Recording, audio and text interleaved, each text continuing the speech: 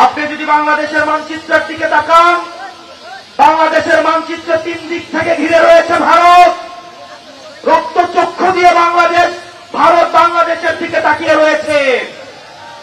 এক পাশে রয়েছে যুদ্ধাবস্থায় বিদ্যমান মায়ানমার, আরেক পাশে রয়েছে জলরাশি বঙ্গোপসাগর।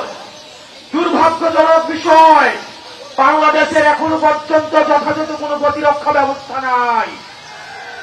যেখানে ভারত S-400 আয়রন ডোম রয়েছে, আমাদের কোনো এয়ার ডোম নাই, আমাদের কোনো আয়রন ডোম নাই, আমাদের সাবমেরিন নাই, আমাদের I-to-I air two air missile নাই। আমরা ভারতের যে অস্ত্র রয়েছে, পার্শ্ববর্তী দেশের যে ধরনের প্রতিরক্ষা ব্যবস্থা রয়েছে, আমাদের বাংলাদেশের প্রতিরক্ষা ব্যবস্থা বলতে কিচ্ছু নাই। আমরা কথায় কথায় ভারতের সাথে আমরা যুদ্ধ ঘোষণা করি, মুখ দিয়ে যুদ্ধ হয় না।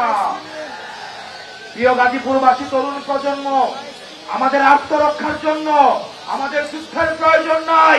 আমরা শান্তি চাই, কিন্তু আমাদের আত্মরক্ষার জন্য আমাদের আধুনিক অস্ত্র প্রয়োজন রয়েছে। আমাদের জেট বিমানের প্রয়োজন রয়েছে, আমাদের আধুনিক সাবমেরিনের দরকার রয়েছে, আমাদের অতি দ্রুত আয়রন ডোমের দরকার রয়েছে। সেজন্য আমাদের আধুনিক এই প্রতিরক্ষা ব্যবস্থা ঢেলে সাজাতে হবে। আমরা এনসিপি যদি সুযোগ পাই, আমরা যদি ভবিষ্যতে এনসিপি যদি সুযোগ পাই, আমরা অবশ্যই বাংলাদেশে প্রতিরক্ষা ব্যবস্থায় আমরা অবশ্যই সমৃদ্ধ হব।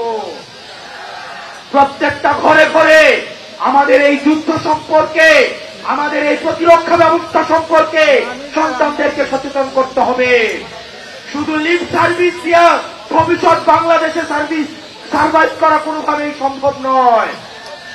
আপনারা জানেন, হাসিনার যে প্রতিরক্ষা ব্যবস্থা, হাসিনা আর্মিকে একটা রাজমিস্ত্রিতে পরিণত করেছে, কনস্ট্রাকশন কোম্পানিতে পরিণত করেছে।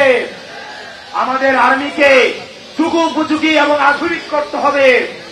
সেটির জন্য আমাদের সেনাবাহিনীর যথাযথ এবং বিশ্বমানের প্রশিক্ষণের মধ্য দিয়ে, বিশ্বমানের অস্ত্র দিয়ে, বিশ্বমানের প্রযুক্তি দিয়ে আমাকে এই সেনাবাহিনীকে ভবিষ্যতের বাংলাদেশের প্রতিরক্ষার জন্য প্রস্তুত করতে হবে।